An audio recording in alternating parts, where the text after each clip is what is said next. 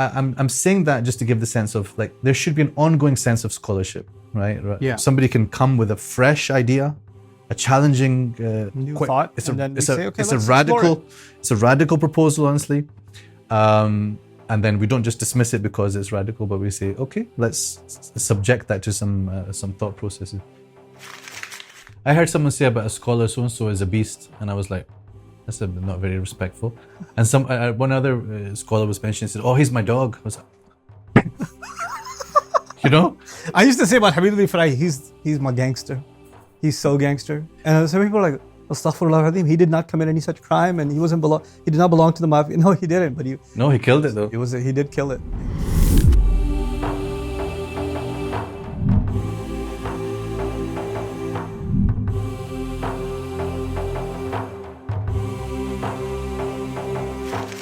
Okay, Bismillah. We're ready to move on to the second floor of your library. Yeah, so here I've got, among other things we'll come to, a section on Quranic language, words, lexicology, Balagha. And to be honest, I've got bits of that. And yeah, I know, it's excited. We've got bits of that in other sections of the library as well. Yeah. But in a way, this is just the bit where that's what's going on exclusively. Got another part about Quranic dictionaries, for example. But to start with, the ones I brought down are largely to do with individual words in the Quran. Do you have, this is one we maybe looked at as a PDF sometimes, but I've got the physical book. Individual words sometimes which are seen as synonyms. Right. So that's to say they have the same meaning. Is that the case? Is it the case that any word in the Quran has the same meaning as another word in the Quran? Well, for some people, absolutely not. Cannot possibly be. I'm not sure. Like you people, yeah. So, but at the same time, I have a lot of sympathy with that because the basic principle is Allah subhanahu wa ta'ala has used one word here and another word there. And it's very legitimate to ask why this word here and that word there. And each one we would understand to be most appropriate to its specific use and a specific context. That being said, I don't absolutely rule out that two words mean the same. It's just that there's always going to be some shade of difference. But the meaning of a word depends on different things. It depends on how it's used. Yeah. So if people start to use two words in exactly the same way, then they would mean exactly the same. You know what's interesting about that? One of the terms that I wasn't really as familiar with and I got acclimated to over time is al-ma'ani al-thawani, like secondary strands of meaning. So for example, anger, rage, or whatever else have an 80% commonality to them. They're referring to the same thing. The basic meaning is the same. Is the same. And then there is a strand, a thin layer that's, kind of different about this word from that word to that word.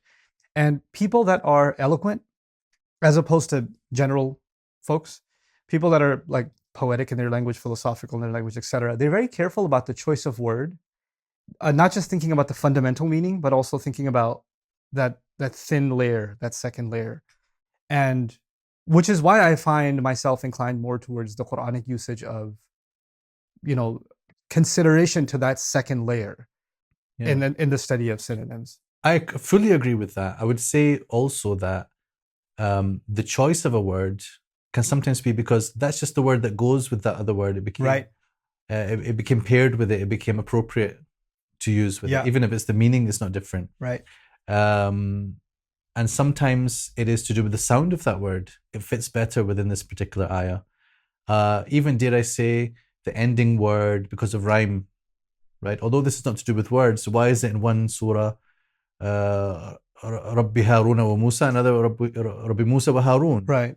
Now, one can have different points of view and explanations for that, but some of the scholars very comfortably just said lil fawasil, because the verse endings then. This person's going to say no, not lil fawasil. Right. Disagree. Sorry about that. Samarra'i, yeah. So some scholars really just consider sometimes the change in or the use of a word or an order for the purpose of maintaining the fawasil, the rhyme scheme, that creates an Yeah. audible harmony. Which in itself is part of what the Quran is. It is Yes. beauty and it is sound. And it is, of course, meaning is the primary consideration, but it's not the only consideration. You know, again, like on that note, I used to have more compartmentalized thinking.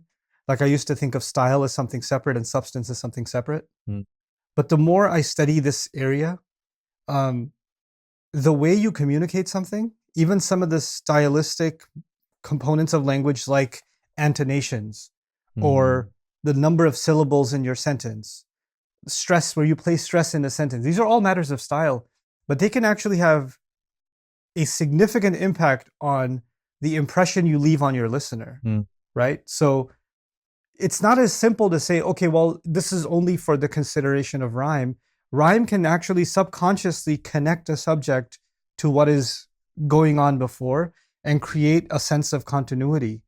And it's not like mathematics, like language issues are black and white. There's actually psychological and even subconscious things to consider. And it's interesting and not directly related. And it's something I'm curious to study more of, the impact of, poetic rhyme, music, rhythm, on the way that messages are processed, right?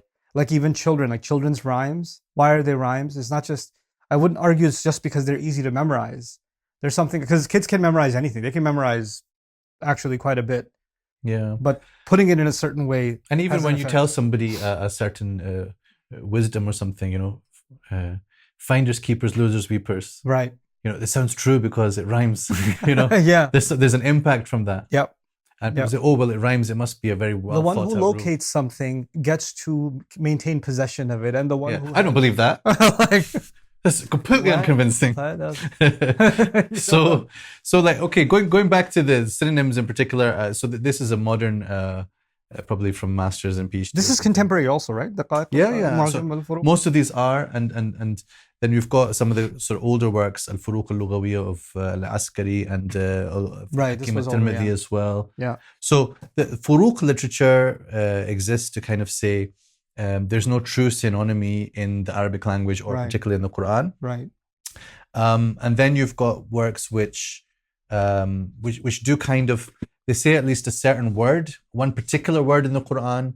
Does it have one meaning throughout the Quran, or does it have multiple different meanings? Can it have different, yeah. So when they say kulliyat al-alfaz, that's sort of looking at how a word travels across the whole scripture with the same meaning.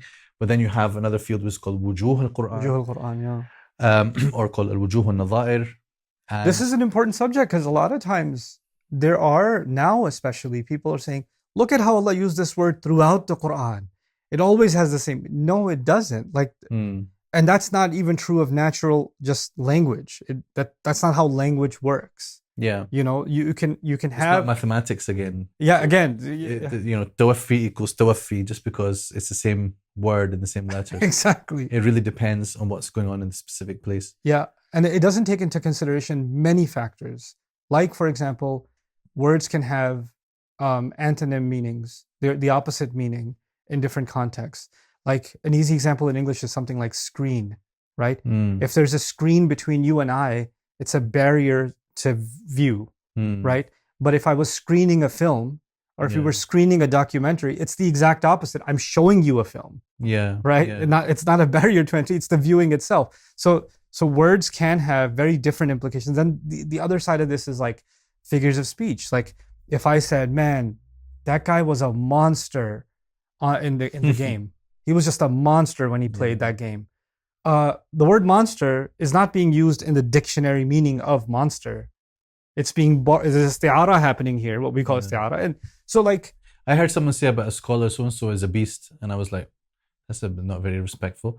And one other scholar was mentioning, said, oh, he's my dog. I was like, I used to say about Habib al-Farai, he's my gangster. He's so gangster. And some people are like, Astaghfirullah, he did not commit any such crime, and he did not belong to the mafia. No, he didn't. But he killed it though. He did kill it. Yeah. So yeah, these are a few different dimensions of words. But again, like it's good to know the range of things relating to these words. I have that book. Oh yes, this was actually my examiner on my PhD. Was he? This is sorry. This is Salwa al-Awwa, Oh, okay. and it's got an introduction by Aisha bint al-Shati, the famous Egyptian mufassira. Whoa, that's heavy. Yeah, MashaAllah. because she was a supervisor of that thesis. So yeah, al-furuq versus al-wujuh and nadha'ir. In a way, there's a little bit of even conflict between these different parts of the discussion. Yeah. But that you will have to read about in explaining the Quran through the Quran when it comes out, inshallah. This is a funny one. La wujuha wa la nadha'ir. So this person really doesn't agree with the field of wujuh and nadha'ir, but the title ends up being contradictory because wujuh is the opposite of nadha'ir.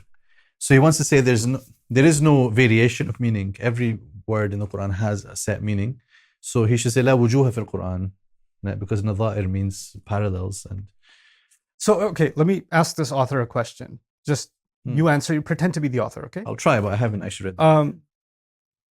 So ليس على الأعمى حرج ليس على المريض حرج ولا على الأعرج ولا على الأعمى, right? So أعمى, blind. So the blind don't have to go to battle.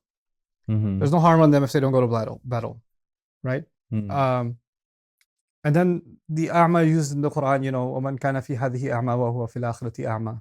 Well, that one's quite easy. It's the same meaning? It is basically the same meaning, because even when we translate it, we would probably say blind and blind, right? But there is a difference in the application of the meaning or in the secondary level. That part is fairly easy. One is literally blind, one is metaphorically blind. Metaphorically blind. But it's not a different meaning of the word. But once you say metaphorically, it is different. It's fundamentally different. Again, a lot of these things, it just depends on how you want to calibrate. Just a yeah, of course. I don't agree with it, but of course, I believe that there are wujuh in the Quran.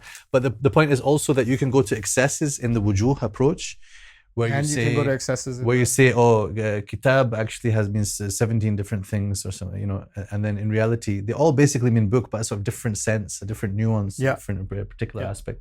So anyway, that's one branch.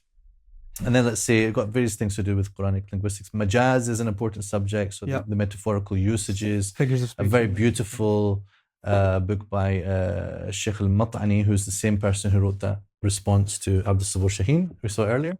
Oh, okay. So it's nice. There's connections sometimes in the library due to the author. Right.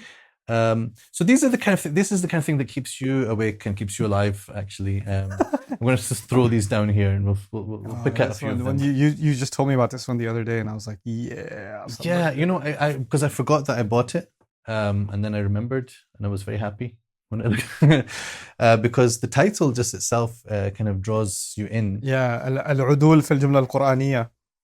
Yeah. So where you have a kind of expected form for the sentence, and then where for some reason it was put in a different order, something was brought forward. Instead of a noun, you've got a verb. Instead of a verb, you've got a noun. Instead of definite, indefinite. And then you've got what's called iltifat also. Iltifat also falls into iltifat. Iltifat is sort of slightly more specific than probably what is discussed in this book. So this is a really fun exercise as the stepping stone into Balagha studies. And actually, even at the most advanced levels, it really works. It's a formula that even as you advance in your layers of understanding, it continues to work. Is you hear something said from Allah, and you ask yourself, what was the most basic, fundamental way of communicating this idea, using this vocabulary? Not with this arrangement, not with the sequence of words, not with this choice of what was done to the word. And then you say, well, that's the base. Now, how did Allah depart from that base and choose this alternate expression that normal people would never have used in the way that He did? And that, brings out the kind of the asrar balaghiyya, especially in ilm al-ma'ani. Thanks for the say. I feel like my life just got saved. So very cool. Yeah. So there's so many things as well that are written within the context of i'jaz. Talking about the miraculous aspect, because when you study balagha, or the balagha of the Quran, that's linked to the subject of what makes the Quran so beautiful, what makes the Quran miraculously beautiful and eloquent. And in fact, the field of balagha emerged from that question. Yes. Actually, what makes the Quran miraculous? What is this challenge that's presented in the Quran to produce something like it? Like it in what respect? In what respect are they unable to do so? So in order to answer that question, scholars got to work on how does the Quran work and the Arabic language work, and they developed this theory So we have, I'll come to it in a moment, but Al-Jurjani, Abdul Qahir Al-Jurjani, Right. is the sort of the progenitor of this field. He wrote I'jaz al-Quran, yes? Yeah, Dalail al-I'jaz. Dalail al- Yeah. So, and then his other book here is Asrar al-Balagha. So, okay, yeah. The reason I've got it there is because Muhammad Abu Musa, who's one of the great contemporary Balagha scholars and really the lead man at Al-Azhar in this field, he has specifically done like an introduction to those books, and so, but from that, the field of Balagha actually flowered and developed, and it became the established understanding that the Quran is miraculous because of its eloquence. And that eloquence can be studied in certain ways, but then, of course, no study is going to encompass the reality. All the dimensions of that eloquence, yeah. So, دراسات جديدة في إعجاز القرآن. Cool. Many such things. So, Why do I want to steal these books from you? Why is like I'm constantly fighting? I'm just reminding myself السارق والسارقة فاقطعوا أيديهم constantly as I'm sitting here. Well, it's not sariqa if it's actually left open like that. It's only sariqa if it was in a protected. If you broke into my house, then yes, that would be the problem. So جماليات التعبير القرآني من خلال الدرس الإعجازي. I mean, just there's so many of this type. Yeah. الإعجاز في تعاقب الحروف في تفسير القرآن الكريم. Oh wait, what? What? With تعاقب We الحروف? don't have time. We don't have time. I know we don't have time, but like, oh, bro, I've been looking for this. Like, Oh, you should have asked. I really should have asked. أسلوب الالتفات في البلاغة القرآنية. Yeah, that one. Yeah. All right, but look, this one caught your eye. This one did catch my eye. Yeah, I'm gonna put this on the side over here because you سر my friend. الإعجاز في تنوع الصيغ المشتقة من أصل لغوي واحد في القرآن. So this, yeah, go ahead. Just saying, it shows you like there's so many ways to come at this subject and so many individual things to write. Yeah, I think we should be translating some of this. At least gives our audience some idea because we're geeking out, and then like they're like, what? There's like a lot. They said a lot of Arabic stuff. Well, I'll invite translation interns to come and they can Okay, let me give you guys some idea. Okay. دلالة التقديم والتأخير في القرآن الكريم. I looked through a couple of pages of this book. I thought it was fascinating. This is a book dedicated to sequence of phrasings in the Quran. So that can be within a sentence or items in a sentence. So the entry that I looked at just randomly was an ayah in which multiple prophets are mentioned, but they're not mentioned in chronological order. And they're not mentioned in the order of, let's just say, the Ulul Azm, the prophets of the greatest resolve first. So they're mentioned in an order that's kind of hard to wrap your head around. And he's looking at classical scholarship, scholars that did work on tafsir from a linguistic point of view, and they're trying to figure out what could we learn from this sequence, right? So he's paying attention to if Allah is saying heaven and earth or earth and heavens, or if he's saying trees and mountains, why not mountains and trees? And like he's paying attention to small items that are together in that way, and digging into the linguistic subtleties that we can learn something from. So that's this book, really, really fascinating stuff. A few that we skip through quickly. This is the style of transition in the Quran. So Allah will be talking about something in the past tense, switch over to the present tense, or He'll speaking about something in the singular. All of a sudden, you find the plural, things like that. Or subject will change abruptly, and this is a study of what could those things entail and what makes it beautiful. This is التعبير القرآني من خلال الدرس الإعجازي. So the Quran's style of expressing ideas and the Quran's expressions, figures of speech and expressions that are really quite miraculous in how much they pack and they contain. And so this was studied as something that it makes it miraculous. These are a couple I was going to show you particularly as well, in terms of the topics. التعبير القرآني والدلالة النفسية. Yeah. Well, wow. So Quranic expression and the psychological, indicators within it. It's really interesting. I haven't read this one yet, but when I saw it and thought of you, I'm not gifting you it, but you already have. Just a moment. Show me. Stamp. No. You think that's going to stop me? You're going to stop me, boo? I'm going to get a stamp made and put it on top of it. I got a stamp for, oh my God. Okay. That's pretty, I can't even. Yeah, مستقبلا. Can't be undone. So yeah, then we have sections here, you could say, for some interesting authors at the moment. So I don't know if you've had a chance to see this book. I have not. I'll tell you something about it. And then we've got Sheikh Samarai. Of course, Dr. Samurai. Of his I think I've read all of his books. You've probably read all of this. Yeah, for sure. I've read all of that. So I even read books. mashallah. Like seriously, like This one, this is an author called Dr. Bassam al-Sayeh. Actually, he writes it like that in English, but it's a Sa'i in Arabic. oh, so this is the English book? There's an English book called The Miracle. Is that the one where he compares hadith language to Quran language? Or no, he uses not exactly. the Quranic phrasings that are not found, any precedent of it is found in any Arabic literature. So his basic idea is what made the Quran miraculous and makes it miraculous is that just about every turn of phrase and expression in the Quran is completely new. Unfound. Yeah. And yet, that is to say, he studied through Arabic poetry, and yet it was intelligible to his audience. So that is a miracle in itself, that they were hearing something which they didn't know anything of it before, and yet they could make sense of it. So, like, you know how we say neither nor? I believe one of his examples was غَيْرِ الْمَغْضُوبِ عَلَيْهِمْ وَلَا الضَّالِّينَ. So, neither nor is la wala or ma wala, right? That's neither nor. But there's غَيْر wala here, right? And I believe his argument was across the corpus of hadith and across the corpus of anything that's found in the Arabic language, غَيْر and la are never combined. It's an exclusive Quranic invention that... So it's definitely an interesting argument. I would say that this thesis needs some cross-examination. Yeah. Because what happens is also people get very excited by new things. Yeah. In itself, this is a new idea. The whole I've got here, this is the whole history of scholarship on what is the miracle of the Quran, what is the Balagha of the Quran. So he's got a new idea here. Yeah. Sheikh Muhammad Abdullah Daraz had a new idea, which is that the miracle of the Quran is always in its conciseness, its ijaz. Okay. Right. So these things as well, someone can come along later and say, well, you know, for example here, to what extent can you really compare the Quran to pre-Quranic materials when we don't have that much actually to go on? Correct.